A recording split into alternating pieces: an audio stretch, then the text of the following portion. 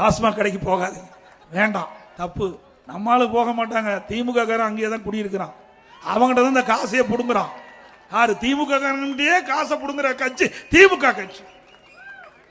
ஒரு நாளைக்கு 1.5 கோடி பாட்டில், அந்த ஒரு பாட்டிலுக்கு 10 ரூபாய்னா 1.5 கோடி ரூபாய் டாஸ்மாக் கடையிலிருந்து மட்டும் திமுக மேலிடத்துக்கு சென்று கொண்டிருப்பதாக தகவல். அதோட மாசத்துக்கு 450 கோடி, கிட்டத்தட்ட வருஷத்துக்கு 5400 கோடி. அப்படி 4.5 ஆண்டுல சுமார் 24,000 கோடி இந்த டாஸ்மாக் கடையில் ஒரு பாட்டிலுக்கு 10 ரூபாய் வாங்கினது மட்டும் கொள்ளையடித்த அரசாங்கம் ஸ்டாலின் தலைமையில் இருக்கின்ற அரசாங்கம்.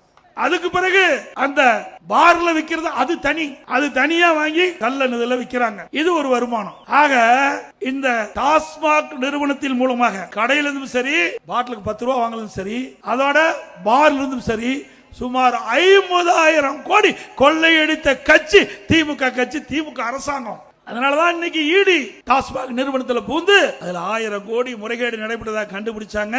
திமுக ஏதோ பேசி சமாளித்துட்டு இருக்கிறாங்க. விரைவில் உண்மை வெளிவரும். மீண்டும் அதிமுக ஆட்சி அமைந்தவுடன் இதை முழுமையாக விசாரிக்கப்படும். சட்ட நீதியாக யார் தவறு செய்யலோ அவர் மீது உரிய நடவடிக்கை எடுக்கப்படும்.